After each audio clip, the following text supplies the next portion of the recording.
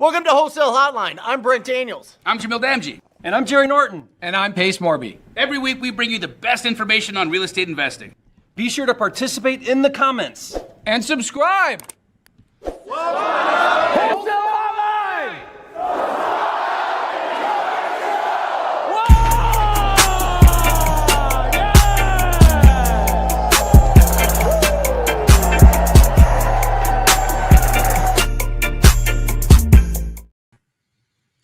Welcome to this special episode of Wholesale Hotline. My name is Brent Daniels, joined by the incredible Morby and Jerry Norton. And we are talking about what happened June 5th, 2025. Court rules, court holds offers to buy houses are not telephone solicitations. And of course they aren't. Guys, we are going to dig into this because this is really exciting. And really something that I think is a long time coming, but finally somebody actually fought it in court and won the right to say, you know what, when we're calling up somebody and seeing if they would consider an offer on their property, it is not, a solicitation for service or for a product. So, which makes sense. I mean, we're buyers, we're offering to buy something, not sell something. I read this. Congress crafted the TCPA to target specific types of calls, leaving other forms of outreach, such as purchase offers, outside its scope. It would require legislative action or regulatory clarification from the FCC. Boom, baby. Yeah, it's kind of a big deal. I mean, we've been talking about this for a couple of years, and I would say in the side chat, it's one of the most common questions that pop up of, hey, am I allowed to call these people? You know, if they tell me, they yell at me, or I get a letter, better yet, I get a letter saying that you shouldn't have called me, this, that, and the other, and I get a call from an attorney. I think a lot of people forget that we are the customer, right? Just like Jerry just said, we are the buyer, we are the customer. We are not asking, hey, will you buy something for me? We're not selling you anything. We're asking, hey, are you open to selling that thing to me? And what's cool about this is a couple of months ago, also the robo-dial thing got shut down as well. And so not only can you call sellers and offer to buy their house and ask them, hey, will you sell your house to me? But also the robo-dialing thing a couple of months ago also got shut down. And so you can not only call sellers, but you can call sellers with currently, at least the way it stands right now, is you can call it them with AI and just have tens of thousands of calls happening all at the same time. I don't know how long this will go, but it doesn't seem like anybody has a leg to stand on right now, which is freaking awesome. Brent, did you read anything about do not call list or anything like that regarding TCPA laws? Well, that's essentially what TCPA is. TCPA is just, you can register on the do not call list. And but they're basically saying that you register for the do not call list to opt out of solicitations, and they're saying that the calls to offer on a property is not a solicitation unless the FCC changes their definition of it or Congress, if Congress says that it is. So it is. It's really, really, really interesting. And I think, to be honest, you guys, we've seen a lot of different lawsuits being thrown at our industry. And let's be honest, most of them settle out of court.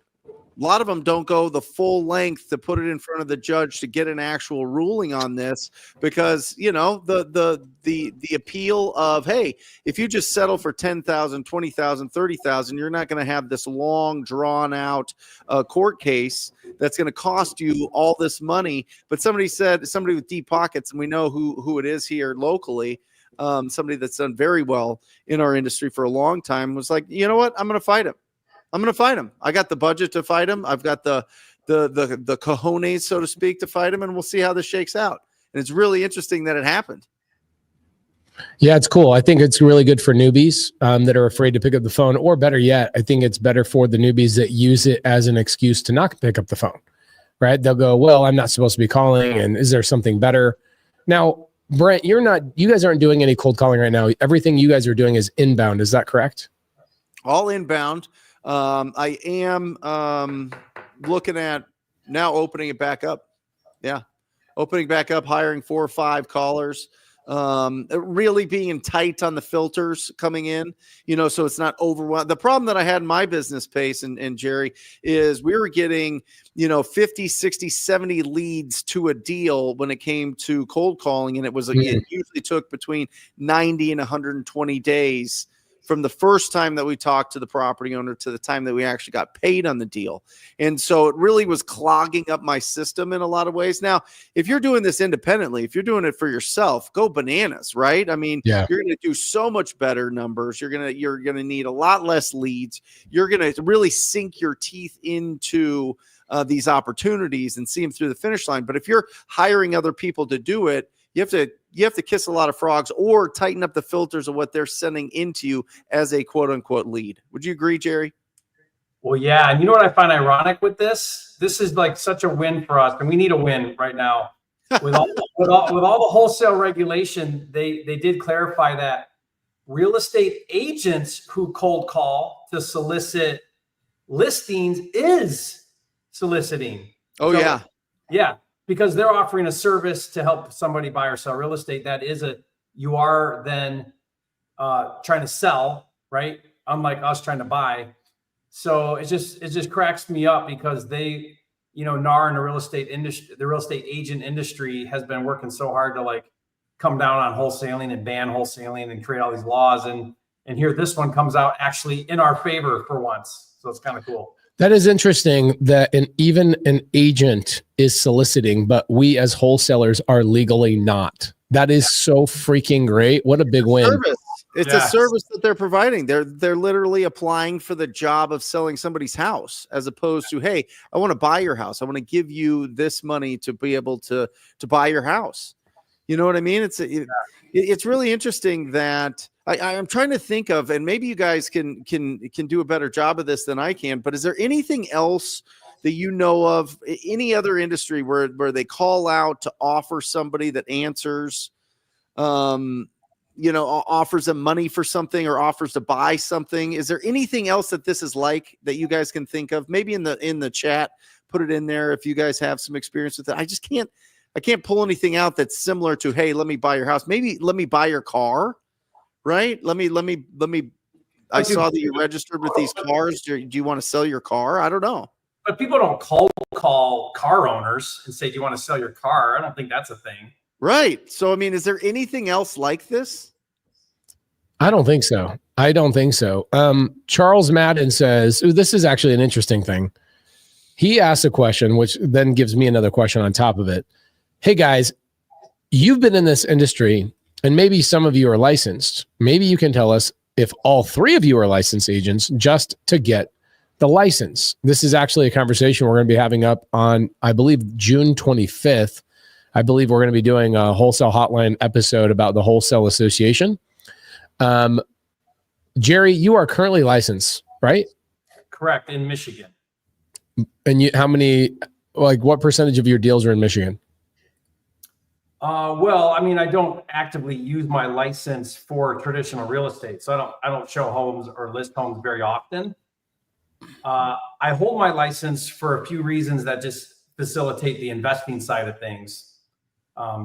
Like what? Like give me one reason why you would have a license. Access to the MLS is a good one. Okay, but don't you know like that PropWire is like free? Yeah. I also have a real brokerage, so we build a team under us.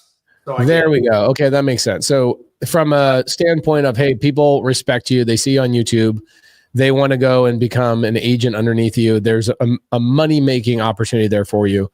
So Charles, who asked the question a little bit earlier, just to be very clear, Jerry has a license, but he does not use it as a licensed real estate agent in the traditional sense of the word, meaning he's not listing people's properties and he's not showing houses to buyers. So he uses it for other means. I myself do not have a license. I don't know that I ever will. Brent, you used to be a big real estate agent. That was actually your beginning of getting into this business. Do you currently have your license now? Yep. How often do you use it? Well, I mean, every day to get on the MLS. to look at some deals there. But beyond that, I'm not representing any clients besides myself. Do you feel like the MLS data is better than like PropWire or other services? I think that there's probably just some long-term usage, and some familiarity that I have with it, that I just go to it, right? Because I've been using it since 2004. And Monsoon in there does a really good job of showing me all the pendings. And I think that there's a little bit of lag time on some of the other providers when it comes to the properties that go under contract, which I think is really important. But I feel like, the speed of something like PropWire or these other services where you can pay to get MLS access is getting better. Or maybe it's spot on, Jerry. No, I would agree with that. I mean, the biggest thing about the MLS, because everything starts in the MLS and then it rolls over to other services, paid or free. But what's really unique about the MLS is that it has a gazillion filters. It has more filters than anything else you could imagine. So I could say, I want to see that subdivision. It'll show me that subdivision. I could say, I want to see everything that happened between 2010 and 2011. That is a 3-bedroom below certain tax thing. I mean, like whatever you can possibly create in a filter, the MLS has. So it allows you to get really, really granular. I'll look up properties where I'm like, I want to know what's happened in this property in all-time history, and it'll show me every listing that's ever happened on that property. I can go back and look at pictures from 5 years ago, 1 year ago, 10 years ago. I can see who the agents were involved on those transactions. Like, I can really deep dive research. I can tie right to public record, right off the MLS. I mean, I think for one, if you're in a non-disclosure state, getting the access to the MLS is huge. Yeah. There are other tools, but even if you have these other tools, I still think nothing will ever compare to the MLS for a data provider that allows us to do really high level research. But I would also say, if you took away the MLS for me today, Pace and Jerry, I don't think it affects my bottom line income going to my family's bank account at all. No. You know what I mean? I would find other tools. I would say in Texas would be huge. In the non-disclosure, Texas is a really, really, really big one. A ton of great markets in Texas, and it's non-disclosure. So having access to the MLS is a big advantage there, because you don't know what the properties are really closing for, unless maybe you get a Propelio or something like that. Yeah, I've never had access to the MLS, me personally, but I married a real estate agent. And so I look at it and I go, hey, look up this house. Right. I mean, not that I couldn't just look it up. Honestly, guys, I hate being on the computer. I'd rather be on a phone. And also my favorite lead gen is what Brent and Jerry do right now, which is inbound, right? That's what I did for 6 years. Yeah. What did I need MLS access for when somebody called me and said, come over and look at my house? I wasn't pulling lists for the first 6 years of my business. So I never needed to go on the MLS. I wasn't looking at expireds. I wasn't going through any of that kind of stuff. So I got used to the business without that. And then when we list our properties, I just hired my wife, Laura, and I never had to deal with anything, right? And I paid her 1%. She listed all the properties. She did a great job of it. So I really have never spent any time in the MLS. I spend all my time now either on PropWire or Deal Sauce, depending on what I'm trying to do. And that's all I need. So it just kind of depends on, I think, personality wise. Brent and Jerry, you've been in the business longer than me. Plus you guys were both, or Brent, you were an agent before you jumped in the business. So you're very used to it. Jerry, I don't know if you were an agent before you jumped in the business. Were you? Yeah, well, I started in 2004. And at that time, you could not do any research if you didn't have the MLS. I mean, you were dead in the water in 2004 all the way to probably 2010 or so, because there just was no other option. So I got it because I was pretty much forced to. I couldn't comp or do any research whatsoever without it. And then I just kept it. And, we do monetize it quite a bit. Like we will list if the seller doesn't want a low cash, an ovation, creative, and they just want retail, we'll offer to list it for them. Now, I don't want to do that work, but we have someone on our team that'll manage that. You can get referrals. So if you don't want to list it, but somebody wants a listing, you can say, hey, let me put you in touch with so-and-so. You can split the commission with them. Like, my license makes me a lot of money by having it, but it's not the main thing, or I'd survive just fine without it. In fact, I go back and forth on keeping it all the time, but Now, if you're in a state that's regulated, that's requiring it, you might want it. And if you're in a state that's not regulated, you might want to get it because it's probably coming. I mean, they're pretty much, most regulation is requiring a license of some sort. Not all of them, but a lot of them are. Yeah. That might be a reason too. So Charles Madden says, the question was geared to newbies who are inside wholesaling. Yep, totally get that, Charles. I think we answered it in that regard. It gets scary because we are told to do agent outreach. I do agent outreach live on YouTube, and I have never had a license.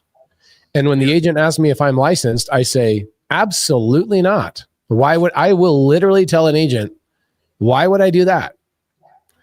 And I know that that's not polite or kind. I just nip it in the bud immediately. I go, absolutely not. I am not licensed. I am a real estate investor. What do I need a license for? I buy houses. I don't sell them for other people. And I think you've seen that, Charles, if you've known me for any amount of time. And the other one is Gator method. What do you need a license for to lend money to anybody? That's not a thing. You don't need that for anything. So I think a lot of times people will do this thing that Brent Daniels taught me a long time ago. It's called creative avoidance. Yeah. That's not creative finance, is it? No. Well, no. It's the opposite. It's creative non-finance, where you don't make any money because you come up with things in your mind of why you shouldn't pick up the phone. By the way, Pace, Charles is not talking about wholesaling. He's talking about wholesaling. Oh, like selling on the ocean? I freaking love that. Yeah, that's what he said. Sub 2 Shanna says, I love sailing. I love that. Charles, it's a great question. It really, really is. Jalabi 99 says, I'm very pragmatic. When I need to get a real estate license to assign contracts in a particular state, then I will get one, which is what Jerry was just saying. Until then, I won't. It's not that big of a deal. I agree 100%. It's not that I'm anti-establishment. It's not that I'm anti-real estate agents. Everybody on my team is licensed. Molly, Jade, Kelly, Shelly, like every girl on my team is a licensed real estate agent. And I actually don't even know why they have their licenses. None of them list the properties for us when we flip them. My wife is still licensed. She will help friends and family members buy houses. She just closed on a deal Friday for my sister. But outside of that, I don't know anybody in my business that actually needs a license to do anything in wholesaling, fixing and flipping, or buying and holding. I think most of the people that have licenses are either like Jerry and Brent, where they grew up in the business before technology was so prevalent that there's now technology like PropWire that is as good for an investor like me as the MLS would ever be. I don't really care about all the little details. I'm aware of the filters. In fact, the filters in the MLS, when I look at them, they overwhelm me and I don't want to be looking at them. Truly. There's so many options, right? And then the other reason why you would want your license is if you're in Illinois or maybe North Carolina or one of these other 11 states that are currently making wholesale challenging for a non-licensed individual. Scott Williams says, I love PropWire. I think just about everybody does. Yeah, and this is a good point too. You can always squat up with the real estate agent if for some reason you need that. I know a lot of people in our communities, TTP, the Iguana Tribe, Sub 2, Astro Flipping, they all in Illinois, they're just teaming up with each other. You want to know a really easy hack for that too? Always. Go to a real estate agent who you're friends with in your market and then offer to pay their MLS dues, like their whatever it is, $50 a month or $100 a month, if they'll set you up as admin under them. Yeah, that's great. What you do is you get your own login now. So you're not using their login. You can't do that, but you have your own login. You can get in there, use the MLS as a tool. Now you can't set up showings and do agent stuff, but you can have your own login as an admin underneath the agent. And that's a really fast, easy way to get access to the MLS. Love that. Samuel Morgan, good to see you, brother. He says, Jerry, have you come across any wholesaler regulations in Nevada? I haven't heard of any so far. No. I was talking to Brent about this earlier today. Oklahoma just passed new regulations, so they're probably the newest. Ohio's really close on passing one too. Tell them what it is, Jerry. Oklahoma. Yeah. Please tell me it's not North Carolina's where the seller can cancel at any time up until close of escrow. No, not that bad. They can, but only for 2 days. So that's not so bad.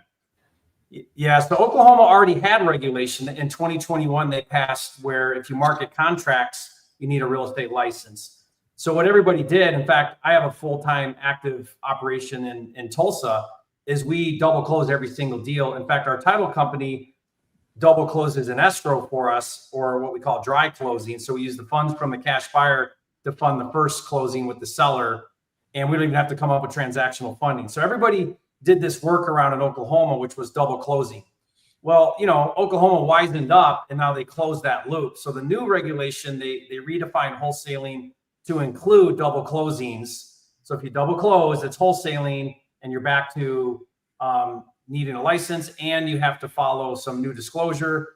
You got to have some written stuff telling exactly what you're doing. And then the seller now has 2 days to cancel the contract after signing. That's some of the big stuff with it. All right. Brandon Martin, good to see you, brother. He says, Connecticut just passed regulation that goes into effect October 1st. Need your guys' advice on starting an association, please. Well, come to the right place. Yeah. I missed the meeting today. What do you guys want to catch everybody up to speed on what we've been working on? Well, yeah, we've been working behind the scenes with legal and a team to form an Arizona association, and we're using that as a template for, I think, a national association. So we're working through all the things to get that set up properly. And we're going to be, what are we doing, Brent? We're going to be basically announcing a big launch party on Wholesale Hotline in August, I think, is what we decided. Yep.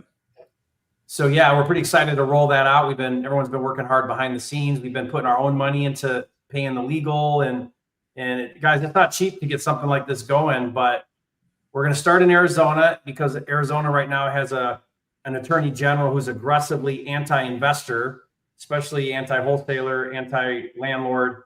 And so one of the big objectives is to lobby to get them out. We want her out of Arizona. She's so bad for Arizona. So this is some of the things that we need to do. Identify a legislator who's trying to stop real estate investing and go up against that, fight against that. Is the biggest challenge, you think, coming from lobbyists on the other side, spending money, trying to get these legislators who honestly are not real estate investors themselves? Why are they so concerned? Is it because the National Association of Realtors is spending money to try and shut us down? I mean, that's a lot of it. Yeah. I mean, if you look at North Carolina, their bill right now, which is led by NAR, is to define wholesaling as any and all transactions unless it's your primary residence. So Pace, that would mean if you buy your mom's house and you keep it as a rental, that's wholesaling. Anything wow. is, yeah. And so and you have to have a license. So they're trying to force every transaction that happens in North Carolina that you have to have a real estate license, force everybody to get licensed and be agents is what they're trying to do. Interesting. The issue is this, Pace. And they're organized. NAR's organized. They get together, they know how to raise millions of dollars and they know how to organize for this stuff. They've been doing it for years. So someone's got to go up against this. The organization, we have attorneys that look at everything that is being discussed in the state, right? In any of these different, I guess it would just be legislature that comes across, and there's usually about 15 to 1,700 different ones, and they look at every single one, Pace, to see if it has anything to do with the people that they represent, the associations that they represent, to see if there's anything that they have to, really be aware of. And I think the biggest issue that we've had as wholesalers is all of a sudden it pops up out of nowhere and we're like, oh, geez, what just happened here? Right? Nobody's tracking it. Nobody's going through it. Nobody's putting an argument to the other side. So they just slip right through. They just get absorbed. They're just all of a sudden activated. And then we're like, oh, I guess you have to have a license now in Illinois. And nobody knew. You know what I mean? And now we've kind of got a little bit of tracking. We've got Jerry Norton that's just, sniffing all these things out, but he can't do it all through every state, everywhere. You have to understand what's coming up from the standpoint of legislation. Which, by the way, Connecticut has not passed yet. It only passed the House May 30th. It has not passed the Senate or been signed into law yet. Have there been any states that only got to the House and did not pass the rest? All the time. Yeah. Stuff dies all the time. Yeah. Okay. So you do So want to what you're saying, we got a chance. But once it passes the House and the Senate, almost every time the governor signs it. So it would have to be where the governor's like, oh no, I love wholesalers, I'm not signing this. You know what I mean? But that ain't, once it passes the House and the Senate, it's pretty much a done deal. When are you going to become the legislator for Tennessee? When you become the governor of Montana. I think I could do that. Give me 10 years. I think I could do it. There's only about 42 people that live here, so it's not that hard. You're already going to own half the town, so be easy to vote for you. I'm getting ready to buy another 2-package RV park deal here in Kalispell for $12 million. Unbelievable properties. And I'm sitting here going, am I going to own too much in one city? When are you going to buy the one on the river? That when it's not in a freaking flood zone, dude. I'm so afraid of the floods here. This year we've got a drier year, but there was a couple of years ago, I think like 3 years ago, just flood city. And so I freak out. I worry about all that kind of stuff. Will West Virginia deals Dispo at 60% of ARV? Brent or Jerry, what are your thoughts on that? I don't think anybody's dispoing that low. I don't think we're at that point in time. I mean, that was the Dispo formula in like 2009. I think unless you're in like a Detroit or somewhere like that, you should be able to get up higher than 65. I mean, get close to your buyers, find out where they're buying at. Ask a lot of questions. What I do is I talk to the buyers quite a bit. And then I also talk to the other wholesalers that are players. If you talk to a wholesaler doing 10 wholesales a month, and you say, hey, what formula are you following? Generally speaking, they'll give you a real good idea of where you need to be. Remember, wholesaling is what do the buyers pay minus my fee? That's wholesaling. That's going to vary everywhere, and it's going to depend on the market. I mean, geez, during COVID, it was like 95% minus repairs, minus your fee or whatever. But I don't think we're that low at 65. Are you seeing that, Brent? Yeah, and Brandon, I mean, the answer is yes. Yeah, it sure will Dispo at that low. Yeah. Oh, yeah. Absolutely. I mean, the answer is yes. The other thing, Brandon, is it depends on what the ARV is. If the ARV is 80,000 or 60,000 in West Virginia, and you're trying to sell it for 40,000 or 50,000, you're going to have some problems if it needs 60 grand worth of work. So remember with the percentages, guys, there are different zones. 0 to 100,000 is a zone. 100,000 to 250 is a zone. 250 plus is another zone. And so what affects those zones is the rehab budget, because a rehab budget for 1,000 square foot house that'll sell for 300,000 versus one that sells for 80,000 is going to be pretty close. Maybe a little bit of difference with appliances and fixtures and some of the finishes, but for the most part, those budgets are going to be pretty similar. And so if it's only selling for 80, that rehab budget's going to really, really, really affect what you can offer on that property. So go after property. My advice is always to go after properties that are at least the ARV is 150,000 once it's fixed up. Yeah, it's interesting to me. Like, I've got a transaction coordinator in the side chat right here, Ella Ray. I call her all day Ella Ray. She's a big leader in our owners club and sub 2. I did a YouTube video with her. She's making like $30,000 to $60,000 a month just being a TC, which is amazing. And she wants to go and buy RV parks. Awesome. Well, if I could bring Ella Ray up here, which I won't, I bet you guys out there in the audience would be very surprised at how frequently wholesale transactions cancel. And the reason why they cancel, the number one reason why they cancel, is because wholesalers don't actually ask their buyers what they should be locking the property up at. They just go and watch some old YouTube video from 7 years ago, and they go listen to some formula of 70 cents minus repairs. They don't know what the repairs are. They don't know how to calculate construction. and then they take a little bit of a fee off. And what ends up happening is most of the time, the seller gives them a number and says, I'd be okay at this number. So the new investor or wholesaler will just lock the deal up. And then they go and try and dispo it and nobody buys it. And then they go, oh, wholesale sucks. No, you did wholesale backwards. You would never, ever, ever go start a Subway franchise without doing market research first. You'd want to know, what are the busy cross streets? Where are people buying sandwiches? What part of town do people, frequent every single evening at this time before opening a location? You don't go open a location, then just hope the customers come. You find where the customers are going. And it's the same thing in real estate. You go and find out what your buyers want. I was doing this on PropWire last week, where I was just calling buyers for people on YouTube. And I was calling those buyers and saying, hey, I see on the software I have that you own 32 rentals in this town. Are you buying more? And they said, yeah, I am buying more. I buy about 3 a year. What do you have? That's where you start wholesaling when you're brand new.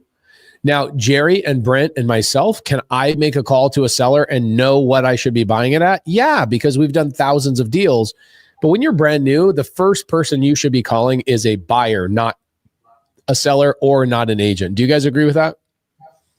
I love it. I squat up. It's the whole point of the show. I would also say, guys, I have over 3,500 wholesalers in my phone. They text me when they need some advice to, look and take a look and underwrite a deal. Stop trying to give cash offers to people that bought properties from 2022 and recent. Like, if they bought it in 22, 23, 24, or 25, knock it off. There is not a single deal, and it's been hundreds of deals that I have comped in the last year of people that have bought properties. They made a huge mistake. The market adjusted on them. They're totally underwater in these deals, and they're trying to convince people that are just getting started that this is a good deal because it's a good price. It's not. Knock it off. Filter out. If you filter out, go to PropWire and filter out all properties that have not. You need to make sure they've been owned for at least 7 years. At least 7 years. 5 would be kind of on the cusp. I would say 7 years. There needs to be built up equity in there, guys. Stop trying to do the deals with people that bought the property in 2024. It's a nightmare. You're wasting your time. You're wasting your time. Let's do a little PropWire action for just a second. If you guys don't mind, let me present my PropWire. And let's just show you guys how easy it is to find buyers. Okay. If you guys are new, watch how many times I have to click a button to go find a buyer. Watch. I'm going to choose Maricopa, Arizona. So that's 1 click. I'm going to go to cash buyers. That's 2 clicks. And I'm going to say single family houses because that's where there's the most transactions. That's 3 clicks. I'm going to go to, let's see, the additional owner filters. I'm going to say I want an absentee owner. I don't want to call people that live in the house if I'm trying to find cash buyers. Yes, cash buyer. And I want people that have done, let's see, minimum properties owned by owner. Let's say minimum, you have to own 10 properties. And I want to do max 50 because I don't want to get like hedge funds. I clicked 7 times, guys. I found 17,461 cash buyers. Okay. It's not hard to find buyers. And you would just click on one of these people and go, all right, look what's cool about PropWire. It will say, I'm in mud. That's Iman's. I know. We all know Iman. He's a good guy. Yeah. He has 45 properties owned, $19 million. He has about $6 million in equity in these. So we know Iman has a little bit of money. This is a real buyer. And by the way, all of 3 of us have done deals with Chris Iman. He's a great guy. I just saw him the other day in Miami. It's where Jamil got started. Yeah. I probably have done 150 plus deals with Chris Iman back in 2019 and 20. Oh yeah. Here's another one. Owner. Skaz. I don't know Skaz 86. So this person named their LLC right after whatever. 27 properties owned. Check this out. This guy has $11 million in equity on his properties. Do you think this is a quality buyer you should be calling? Guys, this is very... Pace, if you wanted to, like, let's say you had limited time and capacity, Yeah. go back to your filters. Okay. One thing that you could do is click on, I think it's owner, go to owner. And then let's see, keep going down. No, it's not that one. Go to financial, forget which one it is here. Estimated equity, last sale date. So what you could do is you could say, look, I don't want to call a cash buyer who hasn't bought a property in 5 years. I want someone who's buying now. Yeah. Okay. How about in the last year? Yeah, so you could do something like that. Now it's going to shrink your list quite a bit, but at least you know now that these guys that we're talking to. 62 buyers. Yeah, so those are good buyers because they bought in the last year. And they have at least 10 properties. And they have at least 10 properties, yeah. And 10, if 10's too much, go to 5. I think 5's your minimum to get, I mean, you're still probably dealing with a mom and pop at 5, but if someone's got 5 and they bought in the last year, that's probably a good buyer to call. Honestly, the amount of buyers that are in Maricopa County, just on that list, I mean, you got 160 right in the center. You probably have about 500 buyers in Maricopa County just with that list. That's more buyers than I've ever had, ever. Like, I've had big lists of buyers, but I probably, in all the years I've done wholesale, I probably have only sold maybe to 100 buyers. Yeah, and the reality is it's like 25 that I've done 50 plus deals with each one of them. And I imagine you guys are probably pretty similar, right? The same buyers show up over and over and over. Yeah. Brent, you might be a little bit different because I think you're listing a lot of your properties, correct? No, we've been, Jeremy does a good job of keeping our list of buyers really fresh. So it just, in some markets, a lot of them disappear and then new ones come in. And so we try to stay on top of that and communicate with them as much as possible and try to get the most out of every single deal that we do. So, but we run across the same guys. I mean, we probably sold, 5 already through Matt Justice. So we work with a lot of wholesalers that also represent a ton of other or have a ton of other cash buyers, or they buy them themselves. So it's phenomenal. Spencer Caldwell sells a bunch. Matt Justice sells a bunch. Jamil and Keegley, they do a great job. Well, not Jamil, but Keegley, right? I'm in, sure. Do you play around with the flip properties list at all? I didn't think I was advanced enough to do that. Go back. I'll show you how that works if you want. Okay. While I'm pulling that up, Meche Cintron says, what would you say when you're calling the buyers, Brent Daniels? What would I say to them? Yeah, I mean, it depends on if you already have the deal or not. If you don't have the deal, then I would just say, hey, listen, I am going out every single day and I am pounding these phones and I'm getting in the streets and I'm finding some great off-market deals. When I run across these, can I reach out to you and see if you want to buy them? It can't be that simple. All day. Now, if I have a deal, I would say, hey, listen, I saw that you bought a property really, in this same neighborhood as a deal that I have off market right now. Do you want me to send it to you? That's it. Yes. Go to lead type space. Okay. But now go down to flip properties. And before you click on it, put your mouse over the little eye, the little question mark. So all this these are just homes that were bought and sold during an 18-month period. So not all of these are flips because people move LLCs and they quit claim deed to other companies and there's interfamily transfers and stuff like that. But click that list and see what happens. Probably do single family. Go back to single family. Okay.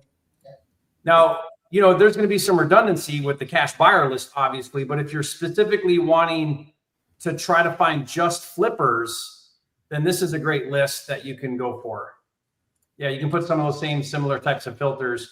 I mean, it's 3,800 people that have flipped a house in the last 18 months that are absentee owners, meaning they never lived there. So click on one of those. Let's just look at the history and see what happened there. Click on one of the records. Yeah, just any one of those. Ooh, okay, let's look at this one. And then go to history at the top. Okay, so this one doesn't tell us, but you can see here what happened. So it's a transfer. He transferred it to these other people. Click another one. Let's see if we can find a flipper. You'll know it right away because they bought it for 400 and sold it for 700. Okay, there you go. So Lock and Key Holdings bought it for 331, and then Literally 3 or 4 months later, they sold it for $525. Yeah. So that's a flipper right there. They bought it for $331, sold it for $525, and they did it in 3 months. And they sold it to this family, Jason and Jenna Nelson. Yep, they sold it to that homeowner right there. So Lock and Key Holdings is the flipper. Yeah. They bought it from Thomas, the family trust, and they went and got a construction loan to buy it for $331,700. And I would look up, guys, when you're doing research, all of this is data, valuable data. I would look up who that construction company was. Yeah, now you can look at their flip too. Yep. This is flipping genius, dude. Yeah, that's a cool flipper that did that last one. Yep. So the beautiful thing, guys, is you don't have to ask, hey, are you a flipper? Yeah. And this is public data.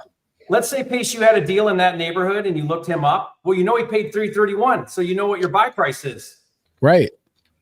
So I would add 25 on top of it too, Jerry, unless they're sourcing deals themselves. Yeah. They probably bought it from a wholesaler. I'd put another 25 on. I mean, you see that they went 345 or 210 and sold for 345, but there's probably 25 that you don't know, 25 to 30 on top of that isn't recorded. That last one might have been a flipper. I don't know what these are doing. Those LPs are probably hedge funds. Family offices and stuff like that. This looks like a flip right here. A flip. Yeah, there you go. 614. Yeah, look at that.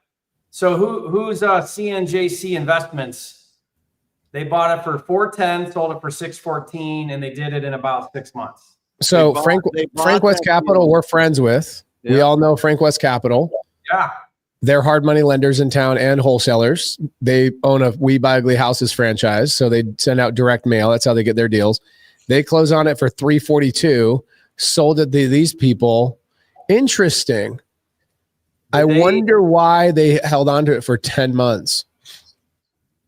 Yeah, they held on to it. You know what? They might, interesting. They might have said, let's flip it. And then they decided, nah, we're not going to do that. And they might have been overwhelmed. Or it was a hold and then they just changed their mind and flipped it. Yeah. And they made, $60,000, $70,000. And then these guys flipped it and probably made another $75,000 or $100,000 net. Yeah. In like 5 months.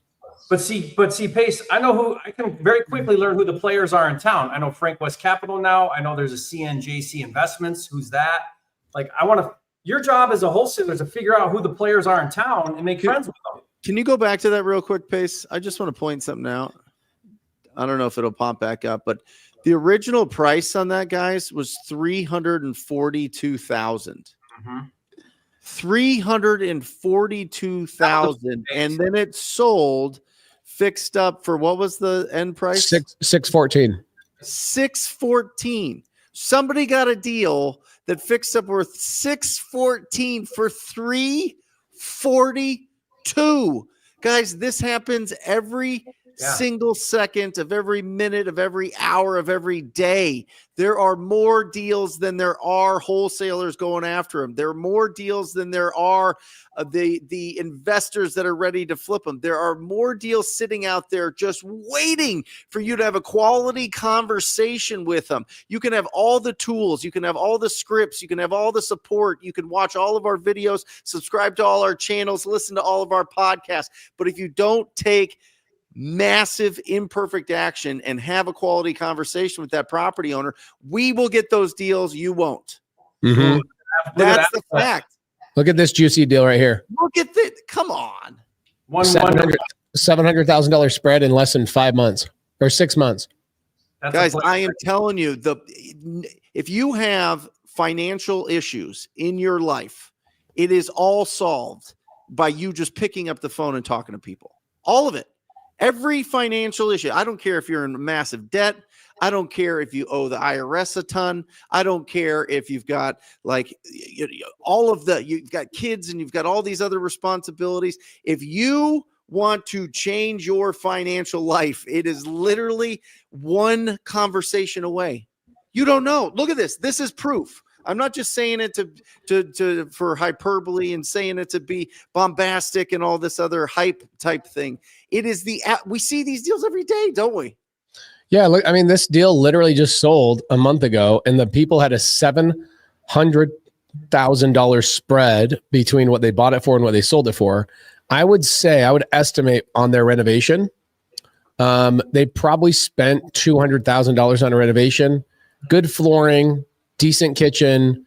They painted the outside, new trim, new baseboards, new doors, kind of Amazon-esque lighting. I think the shutters were probably already on this house. They sprayed no staging. And then you're right. Those cabinets are built in already. So they didn't put those cabinets in. Those sliders were probably existing sliders, except for that back one. They probably added that one. I bet you, that slider, that's not original, but the other window, all the windows are original. That slider is not. New ceiling fans. They probably cleared 354 after. Yeah.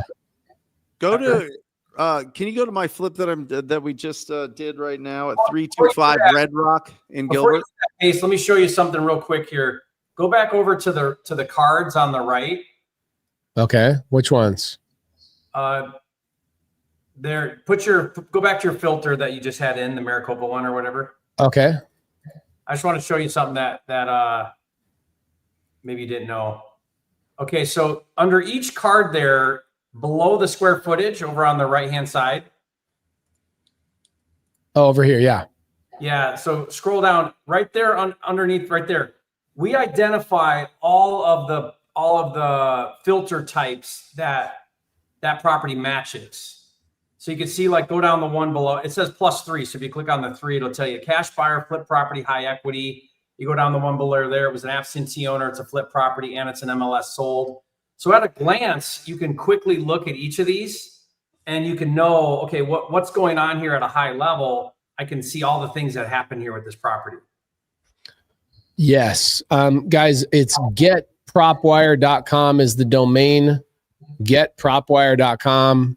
Getrichamothertrucker.com is basically the domain. Brent, what was that address, brother?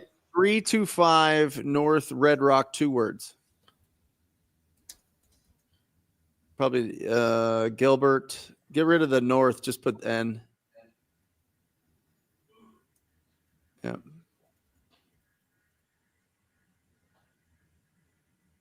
Don't be stupid. I don't know what it's doing. Oh, Red Rock, 2 word. 1 word. Sorry, 1 word. Who told you is 1 word? There we go. There it is. Ooh, pretty. That's some staging right there. I can tell nobody's ever sat on that couch. Staging, yeah. Sage Rotfold staging. Go to the history. Bought it for okay. Bought it for 300. Now where are we at? You've got it listed for. It doesn't say. 500. 500. 500. Let me guess on the renovation. Multiple offers. I'm going to guess on the reno. You did not tear out this wall. These cabinets were not original. That's wrapped around the fridge. You guys, okay, nice. The flooring's nice. You guys probably did. That's basic appliances. Laminate. Yep. That's Home Depot kitchen right there. Yeah, Home Depot kitchen. Yeah. Really good view of that cinder block right there. I like it. You like that? I like Yeah, dude. Brent, I like that backsplash. You didn't even remove the pop out thing here. I love it. So nothing significant. It looks like these windows are probably new. All new. And doors. Okay. Look new. The drapery is freaking phenomenal. You love it. Yeah, actually, it's really nice. The staging's you killed the staging, dude. Well, that's Sage Rotvold, Luke Rotvold's wife. Absolutely incredible. That's good. Okay, carpet in the bedrooms, love it. Total flip. These are new doors, new trim. You just did hollow core doors, so not super expensive. That's the original closet. Yep. This is new cabinets, new everything. I would say on this house, you guys did everything basically. Looks like you might even about 1,800. Okay, I'm gonna guess you spent 90 to 100 grand. You're right. You needed an AC, 90 grand. Okay, love it. So you guys are gonna net 60, 70,000 bucks on this deal. Yep. Freaking phenomenal. How long did that take, Brent? That rehab? 8 weeks. Wow, in and out. You must have hired some Montana white It could've boys. been faster, but we were waiting on Windows. Bro, isn't that crazy that that the window thing is such a big deal? Yeah. Huge. But I'll tell you what, if I would have wholesaled that though, we would have made like 50 or 60. Interesting. Truly, Pace. Yeah. Truly. Maybe No. more. Then Maybe more because I do, somebody could yeah. have come in with a crew. I think somebody local, like a Frank West, could have gone in there and they could have done that for maybe 60, maybe 70. You know what I mean? And just did a really great job. But yeah, we should have wholesaled it. I mean, we should have wholesaled it.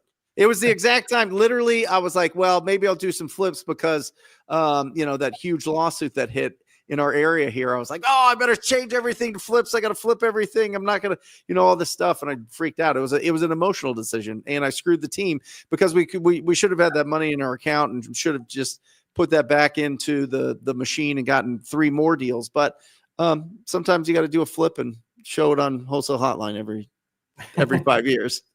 Yeah, it's interesting. Are you not doing a lot of flips like that, Brent? No. I mean, it's definitely not our bread and butter. I mean, I looked at it because it's like, if you're not defending your right to assign deals, if you're not defending your right to wholesale properties, which we haven't until we all got together here locally, you could change it in a heartbeat. They could just say no more assignments. No, you have to buy these properties, which is fine. We would adjust. And I was like, well, maybe I'll just, start planting a little bit of seeds early on so that we don't, get the rug pulled out from under us and not be able to have all of the connections that we need to do and need to have to do a good product. But that was what went through my head. I should have just signed it and made $70K. that's when you go to takedown, not flipping next. Right. But Yeah, but I mean, if you take it down here, Jerry, you put it right back on the market here, or you put it right back to your list, that's fine. But now they know what I bought it for. yeah, There's a little bit of gamesmanship there. But retail shouldn't care if they want it. Well, this property was destroyed. I mean, they had literal pigs living in it. Literal.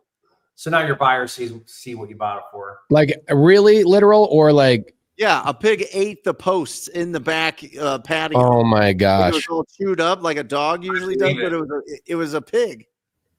And people think they got problems. Pace, I fed our pigs corn on the cob, like leftover corn on the cob from dinner.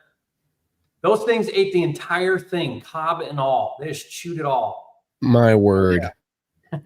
Eat anything. Trevon R. Was Maddie the homeless lady Pace helped get her first deal, reaching out to wholesalers or direct to seller? She is doing what we call bird dogging. She has already gotten her first deal. It took her 16 hours worth of work. So when I met Maddie originally 2 months ago, for the first time, I got to know who she was, what her capabilities were, how much money she had. And what do you think she had in capabilities? 0, zilch, nada. How much money did she have? Nothing for marketing. She also has a broken phone that was given to her by the Obama administration. We call them Obama phones. And that's all she had. So I told her, we're going to do bird dogging. And what you're going to do is you're going to go into the Pace Morby free Facebook group, which is Creative Finance with Pace Morby. And you are going to find sub 2 members that are wholesaling and say, can I have your inventory and send it to my buyer? And you're going to be very transparent and just tell them, I'm going to tack $5,000 or $10,000 on top of your deal and see if my buyer is willing to buy it. And she was limited. What I told her is I said, Maddie, I want you to be able to do this for the rest of your life. So I want you to set this up as if you're a full-time 9 to 5 person and you only have 45 minutes a day to focus. And so I told her 4 days a week, Monday, Tuesday, Thursday, Friday, were the only days she was allowed to work, and 45 minutes each day. And she sent over 46 other wholesalers deals and got a yes with her buyer. And she sold a deal, made $5,000. And it was on Memorial Day that she got her contract. And by Friday, she was paid $5,000. And guess what she's doing today? She is still sending over addresses and still working the game. I think she'll get her second deal this week. A homeless lady living in a shelter. And when I say shelter, I'm the guy that has helped her and picked her up and dropped her off and guided her along the way, which is all the stuff that we teach on Wholesale Hotline. She, it was kind of interesting. I think it was probably one of the more interesting moments of the year is I take her to the bank. She gets this $5,000 check from Empire West, closing her first deal.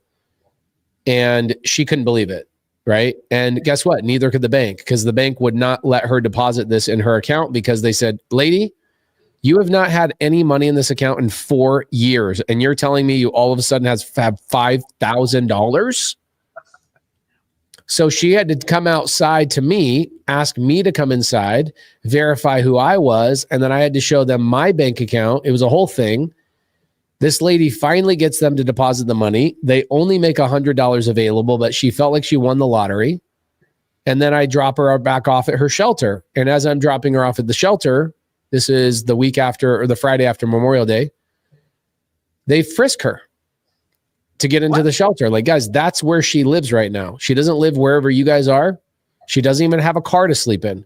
She walks into a room full of 75 other women, riddled with drug addiction, mental health issues.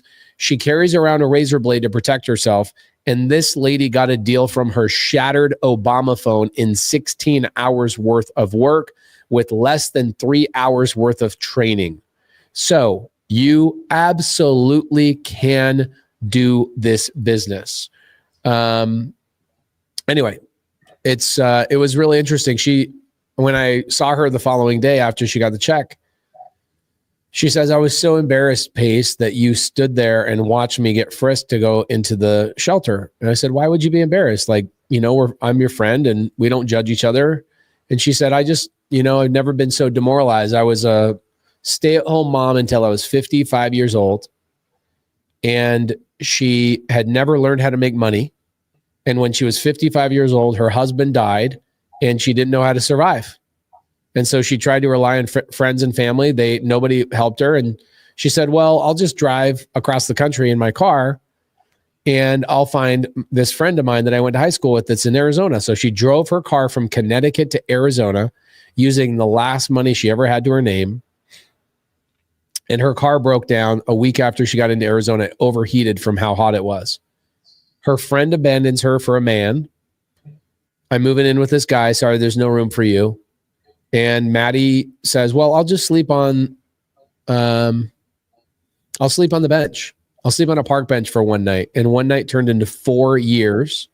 Wow. And here she is. She's now wholesaling. So anybody can do this business, guys. This is the beautiful thing about why the Wholesale Association is so important, is because think about all these people out there, hundreds of thousands of people that are like, I cannot afford $2,000, $3,000, or $5,000 to become a licensed real estate agent just to get started in wholesale. And I need an opportunity.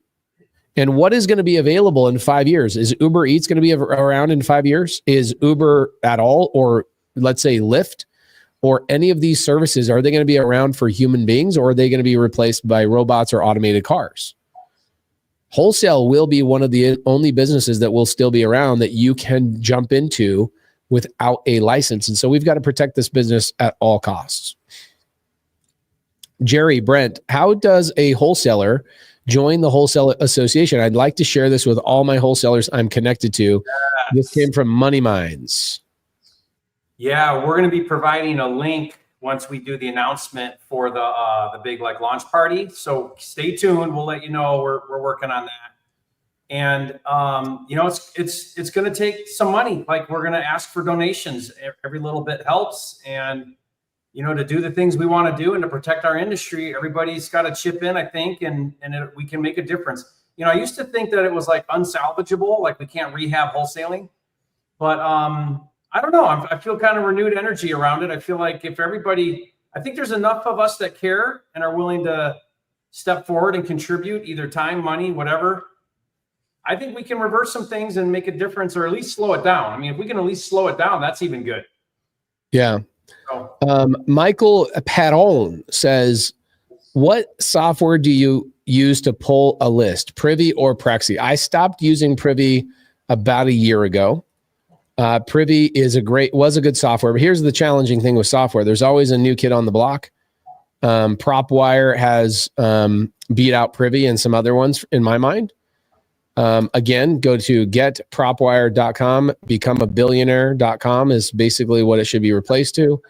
And then you also hear me talk about Crexy very frequently. And the reason why I talk about Crexy so often is because I buy RV parks, mobile home parks, things of that nature frequently. And I really love Crexy.com for this really cool filter they have. So let's go on there. It's a really simple filter. I'm a simple freaking man. So let me show this to you guys just real quick. If I go to Crexy.com, CREXI.com, that is commercial real estate exchange interface.com. I click on this thing. I type in owner finance. Is all I want. Okay. Actually, I did Arizona on this filter too. I don't want Arizona. Get out of here. Let me just go back. Let's go back. Just owner finance. And what I'm going to do is all I do is I just say, give me owner finance. And then I call these people. And this is where most of my RV parks come from. It's very simple. These people are already saying, hey, I will sell to you on owner finance. I've got, let's see. Ooh, Anchorage RV Park. Cool. There's an RV park I called on the other day. Right here. This one is awesome. Okay. Rockport, Texas is down by Corpus Christi. I talked to this agent. This agent is really, really cool. Annette Scott. She has so many freaking RV parks that come through her pipeline. And this park was on the market for 259 days. So it's a easy call for me to make. I'm simple. Guess what I don't have to do? I don't have to pull a list. Why? Because I just go slide right down here and I go, show me your contact. And it shows me her contact information, guys. I don't need to pull a list. This is why reaching out to real estate agents is such a cool thing. Oops. I see what happened here. Hold on. What happens on StreamYard is it doesn't like to track your tabs you open. So this RV park right here, guys, check it out. 259 days on the market. And I just click on this lady and the contact pops up. So if you guys are trying to get in the game for free and you don't want to pay for skip tracing, do agent outreach. Crexy.com is awesome. There's an owner finance tab. I've luckily become part owner of Crexy over the last couple of years. I do not get paid to promote them, but I have stock in the company because I believe in what they're doing. I think they're going to beat out LoopNet in the next 5 years. And so I'm an owner of that company as well. You can just go there and bird dog for somebody else. Find an RV park or a mobile home park for somebody else. Let's see here. Can we just get real quick pace? There's a couple questions about this TCPA deal, right? Yeah. And these guys did a good job. The DNC is dead. Really interesting here, guys. This graphic is really great. Ooh, can you put that in the side chat? That link? I will, yeah. It's just dncisdead.com. Oh, sick. Yeah. The guys at Lamassu put it together, did a really great, fast job on this. But basically, if you're an investor versus an agent, it's a difference, right? You're calling to buy the property, not list the property. There's a big distinction there, and they make it here. Now, there's a question in the chat. Does this translate to SMS as well? And I talked to 2 TCPA attorneys. The answer is yes, it does technically. Now, this is a local judge in Arizona here in Maricopa County that made this ruling. And so it'll be really interesting. Does this stop anybody from suing you, Jerry Pace? No. Anybody can sue you for anything they want. There you go. So that is just understand that it's not going to stop people from trying to shake you down, but at least we have some ammo now. At least we have something to fight them with and to really throw an actual case that says this is exactly what we're doing. This is exactly how we're doing it. And this judge over here threw it out. Now, other judges in other areas can do what they want, but we at least the attorneys that would go to bat for you at least have that in their bag of tricks for sure to be able to support. Where it's helpful, Brent, is when new lawsuits come forward, what they typically do is they will look at case law, existing case law, and that existing case law makes a really strong argument for it. So, I mean, what we need like 3 or 4 of these to go through in our favor. And then now the case law is pretty established, and then people will stop suing because they'll feel less chance of winning because there's a lot of case law out there, right? But it's a start, and it's a start in the right direction. And 11 o'clock, which that is 2 o'clock East Coast time on Wednesday on my live show, I will have Eric Allen, TCPA attorney, on to answer some questions about any changes and any advice that he has there. So make sure that you guys tune in on Wednesday or watch the replay. Yeah, for the lawsuit that was won, I'll put that link in the side chat as well. For those of you guys that want to go and see that lawsuit that was won by one of our friends here in Arizona, has very deep pockets and was just very sick and tired of people saying that we're doing something we're not doing. Yeah. So that's in the side chat for you guys to go and read. And here's the thing is, if somebody says to you, hey, you're not allowed to be calling me, just copy and paste that and go, hey, just so you know, this has been deemed in other states as perfectly legal. I'm not soliciting. I'm not trying to sell you anything. I'm not a Girl Scout trying to sell you Girl Scout cookies. It's the same with no soliciting when I'm knocking doors on foreclosures. People go, do you knock no soliciting? I'm like, yes, because I'm not soliciting. I'm asking them if they'll solicit to me. Please solicit your home to me. Please try and convince me to sell your home to me. So I would share that link with people. Very similar when I won my first lawsuit in real estate in 2017. I had a seller that actually here's a fun story. So I had a gentleman named John I was doing business with in Arizona. He would dispo my properties for me. And I get a call from the title company on this deal that I went to the house. I didn't have the contracts. This is before like I was really good with like digital stuff and I had a transaction coordinator. This is like 8 years ago. So my wife went back to the house and got the contract signed. And in both situations, we recorded the entire conversation. So I record every appointment, every conversation on my phone. I do a voice memo. And by the way, Arizona is a one-person state, meaning I'm aware that I'm recording. They don't have to be aware that I'm recording. It's just I have to be a party to the transaction. So I record the conversation. My wife records her conversation. She gets the contract. We open escrow. I send the deal to John. I go, hey, John, will you sell this deal for me? John had an agreement with me that he made a flat fee of $5,000 on every deal I sold. Okay. And then he saw my contract and saw I'm making $100,000 assignment. Didn't sit well with him. So what happened was I get a call from the title company a week later saying that the seller is canceling, saying that you got her to sign under duress and that she was in a bad state of mind and this, that, and the other, and that she's canceling the contract. And I said, I called my attorney, Sean, I know Brent uses Sean as well. I call Sean. I go, what do I do? And he goes, you go after her and you sue her for what is called specific performance, meaning she failed to perform a specific thing in the contract, and you can sue her for damages and force her to sell the house. And so the first step is you file what's called a lis pendens, a pending lawsuit, cost about $1,200, and you lock up the house and anybody else's ability to buy that house. And over the course of about 100 days, we went to mediation. And we didn't want to go to full-blown court. And it came out that John freaking went and knocked on this lady's door. Backdoored you. He backdoored you. Yes. He backdoored me at the front door and knocked on the door and said, hey, my name is John. This Pace kid is trying to sell this house to me.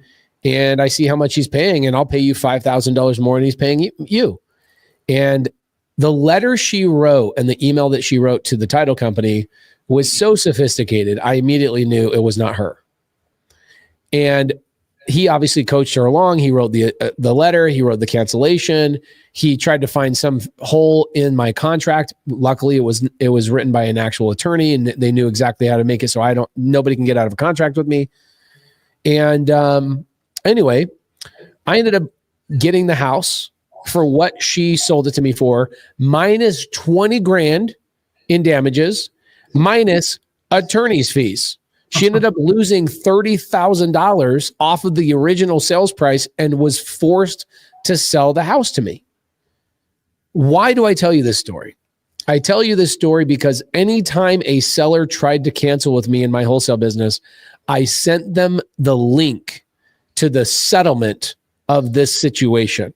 And I said, I'm okay if you want to cancel. I just want you to read this before you do.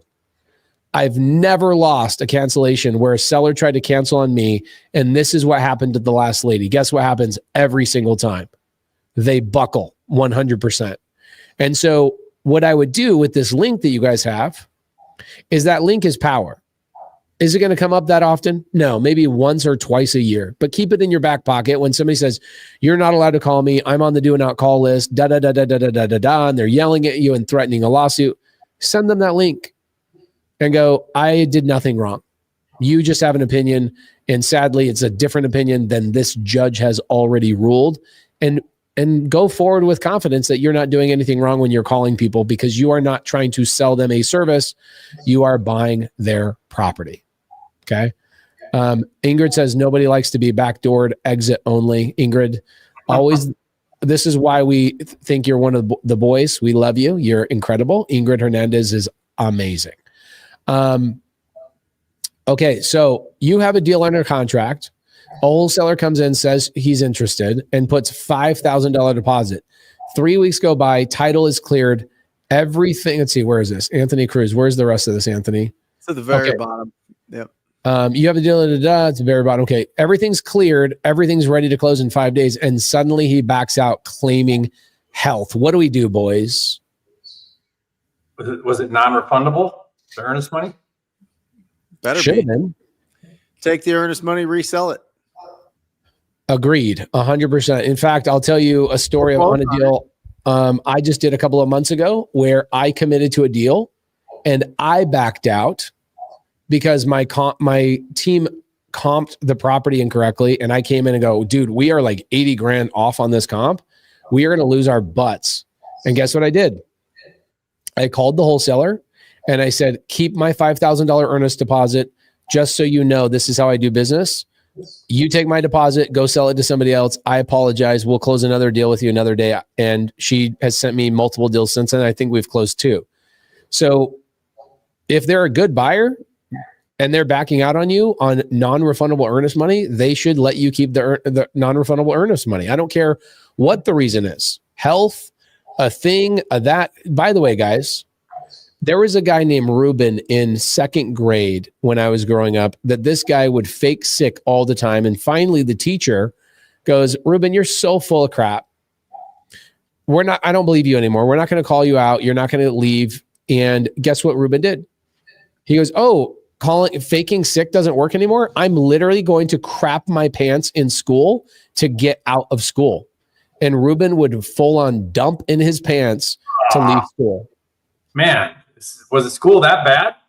No, he just didn't like school, I guess. But I remember this so vividly in 2nd grade.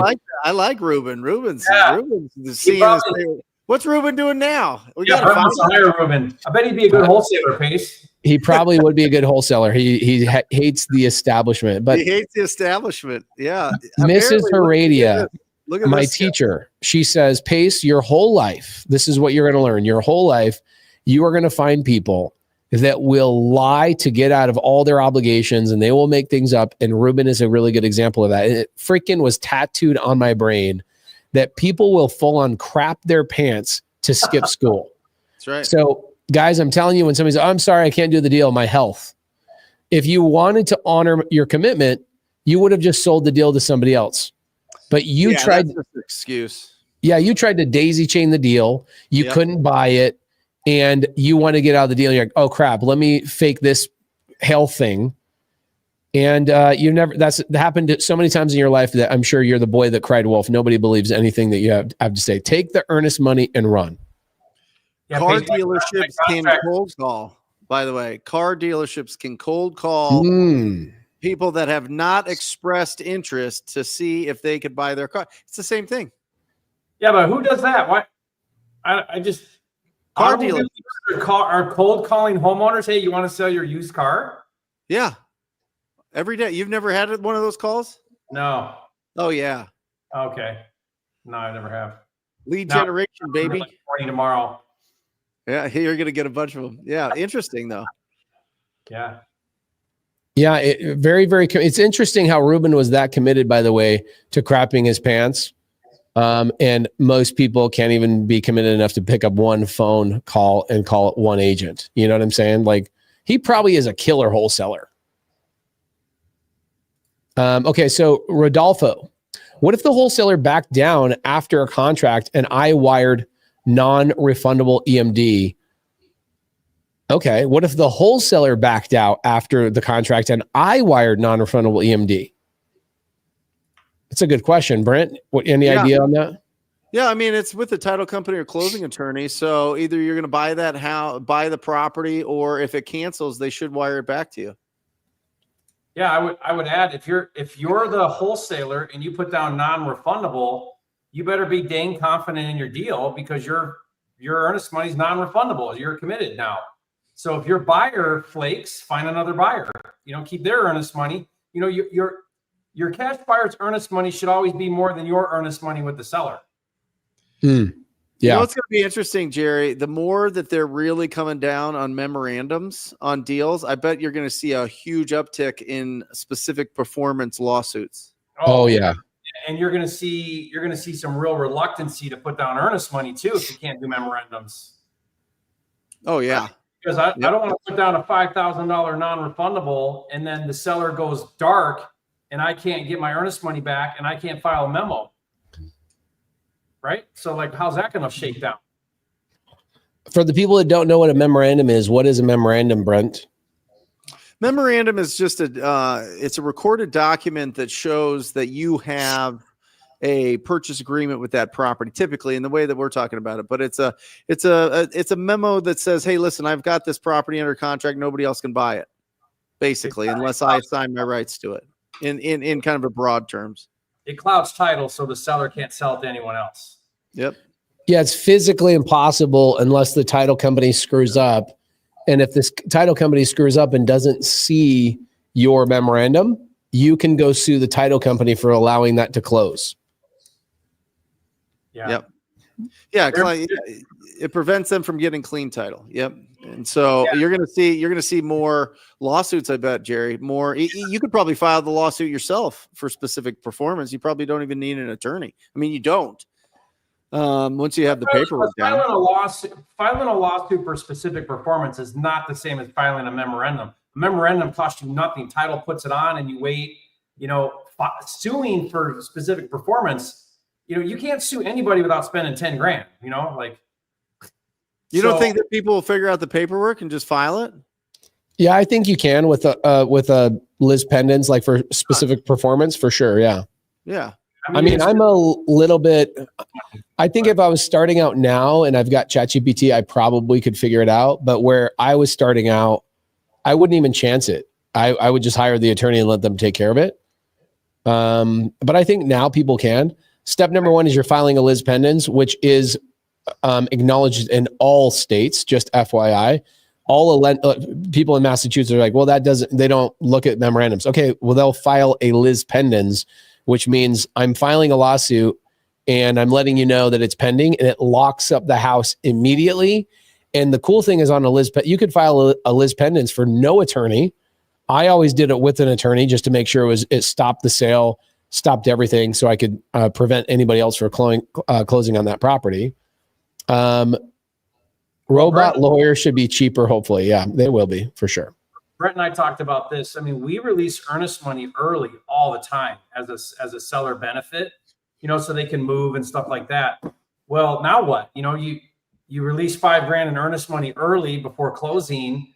So I think what we'll end up doing, the shift we're going to make is it's a lien now. We're going to lien the property rather than to file a memo. Yep. And we can now because we've given money to the seller, so we can do that. Yeah, that's very similar to the situation with that real estate team that was going out knocking on doors telling people, hey, we want first right of refusal to list your property. We'll give you $500.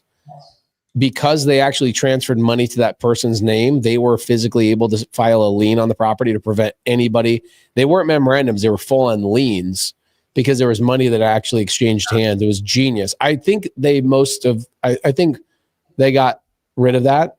I think the attorney general got rid of all that kind of stuff. Do you know where the memo problem's coming from, though? I've been doing a lot of research on this because there's a lot of bills out right now. Tell us. It's coming from real estate agents with their listing agreements. So agents file they file memorandums on their listing agreements, and these things are like 40 years old, or like they last for 40 years, and they endure survivorship and all this. It's agents being unethical and shady, not wholesalers. That's crazy. Wow. Yeah. Wow, bro. Yeah. And we're That's insane. That's insane. Yeah. Like, just do your work. Just go find another client. You're going to tie somebody in to sell their house for decades? Come on. Yep. And then they negotiate their commission when they try to resell it. It might take me decades to figure out how to pronounce this name. Quentavanian. That's definitely not right. Hey, I have a deal right now. I wrote up a contract. I'm just stuck figuring out the next steps. They wanted $480 for the property, and I got it locked up at $447. What are the next steps I should take? So there's a lot of missing information here, first and foremost. They wanted $480, but you locked it up at $447, which means that you bought it below what they originally wanted. Congratulations. That's freaking awesome.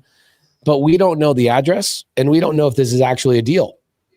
What I would do is I would go into the Wholesale Hotline Facebook group, or I'd go in the Creative Finance with Pace Morby Facebook group and go, I have a contract on this house for this much money. Who is a buyer for it? You got to go find a buyer.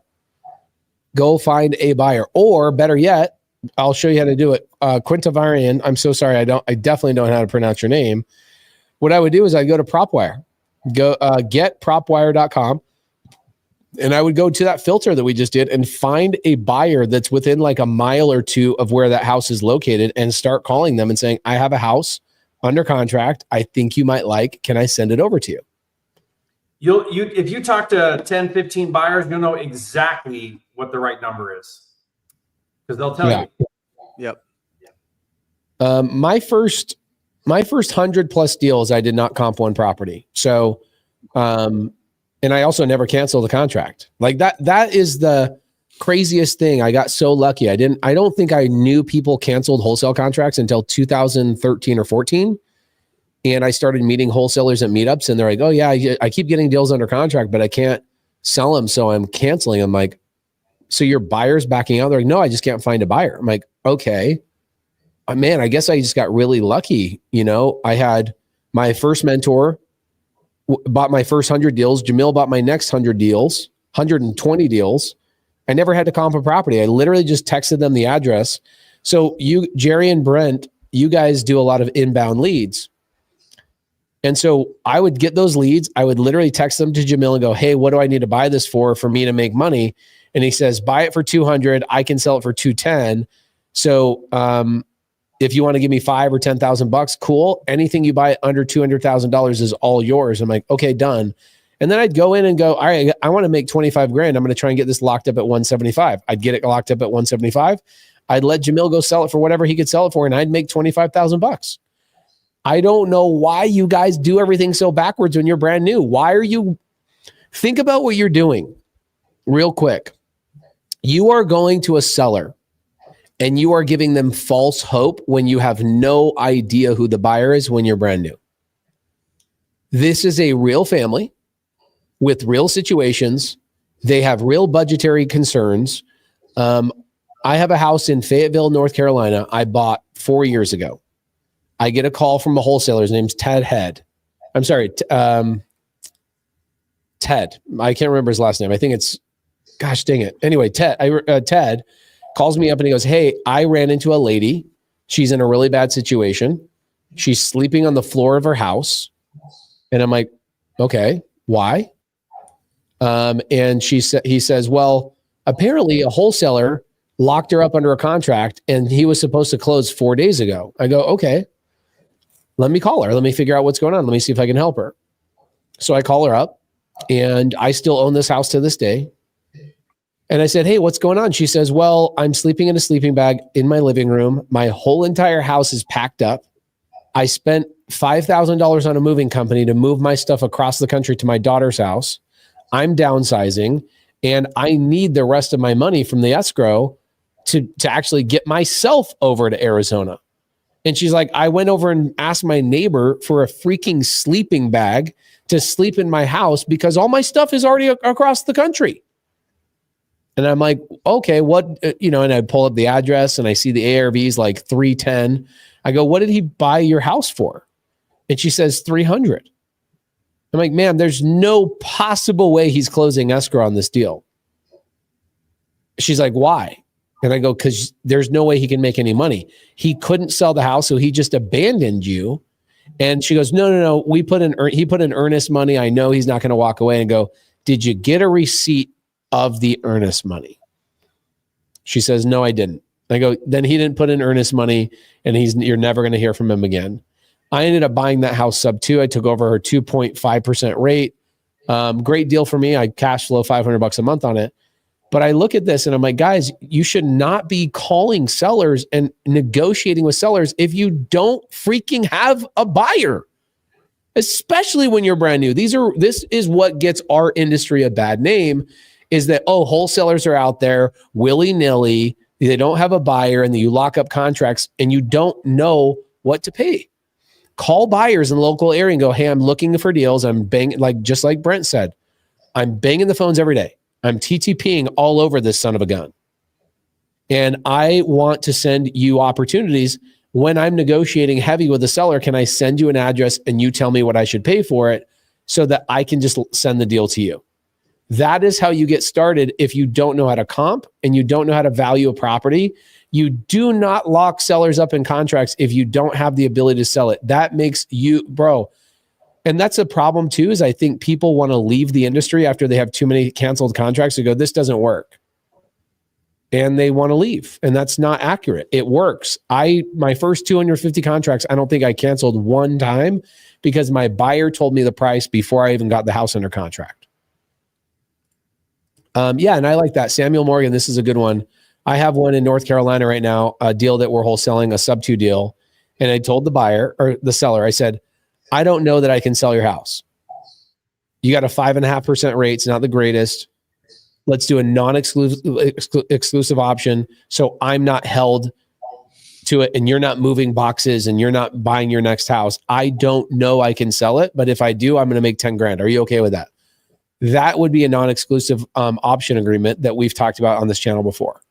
Probably last question. Jerry, vacant land deal for you fell apart because the company that gave me the proof of funds letter doesn't do vacant land deals.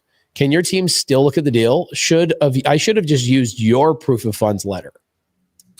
Yeah, our proof of funds letter doesn't have any land exclusion. That doesn't matter. So you could use it for land if that was the question. Totally. Okay. Yeah. Let's see. Oh, there it is. Ingrid Hernandez. So Ted Miller is one of my good friends, and Ted Miller, it's a great story, really great story. Option contracts. Okay. I recently signed up for Flipster, Jerry, on basic. I got stuck on the assignment pro. Don't have a cash buyer plus 5 and 10. I got stuck. Should I just list you as a buyer, Jerry? I recently signed up on basic. Or put it back up. I'm not following. I got stuck on the assignment. Oh, the assignment pros is just the contract. Don't have a cash buyer plus 5 and 10. Help me understand what he's asking. Plus 5 and 10? I got stuck. I don't know. I don't speak David Hefner's language. Yeah. Okay. Here's a better question for you, Jerry. Jerry, did you pre-sell the Puerto Rico new build? Not yet. It's up for sale, and we've listed it with renderings while we finish it. So we had a guy from the Bahamas. He's from London. He has a house in the Bahamas, a house in Florida. He spent an entire day at the property. Yes, of course. Yeah. So I don't know. He's pretty interested. But you know what I did? That's funny. You guys might get a kick out of this. I told the agent, our listing agent, and we tell this to any buyer's agent who wants to show it.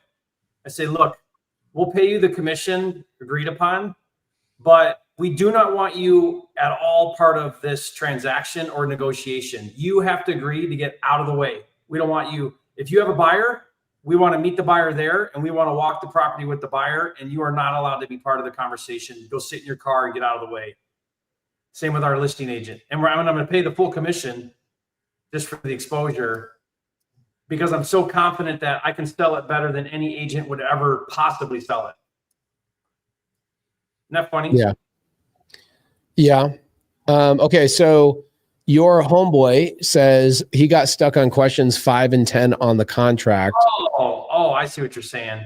I mean, I'd have to pull it up and see what it is, but it's one page. So I don't remember what those questions are. Okay. Brent, what do you have going on? You have your attorney coming up.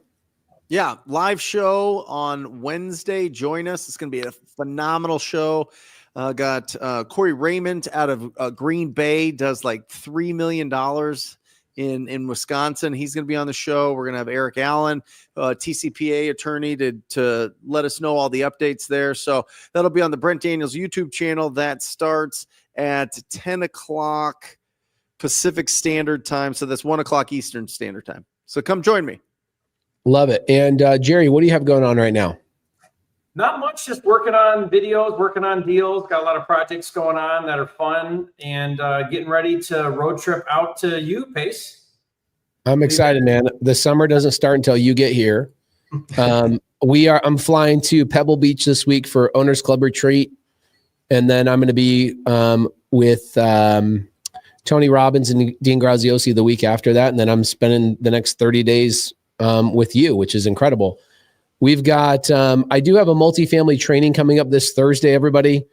My company, we just got a 102 unit multifamily under contract. It's a motel that was converted recently to an apartment building. And the guy who was converting it ran out of money. And so I came along, and my fund is going to come in and finish it off. We are doing what I'm calling a super Section 8 project, meaning that HUD has already officially said they will fund 102 of those units, paying for all the rentals for all of those units on a multifamily situation. So I want to break down that deal on Thursday. Guys, go to the free Facebook group, Creative Finance with Pace Morby. I'm going to break a deal down and just teach you guys how we underwrite multifamily deals. And Ryan Wagner, my head of acquisition at the Sub2 Fund, will be breaking it down with me. That's happening Thursday at 3 p.m. Arizona time. The link is in the free Facebook group. Jerry and Brent, I love you guys. My mentors that I look up to all the time. Brent, one of my first mentors I ever spent money on, best money I ever spent. Jerry, one of my best friends. I look up to you every freaking minute. I appreciate you guys tremendously. Thank you so much. Good having you on, Pace. You know, we do this every Monday.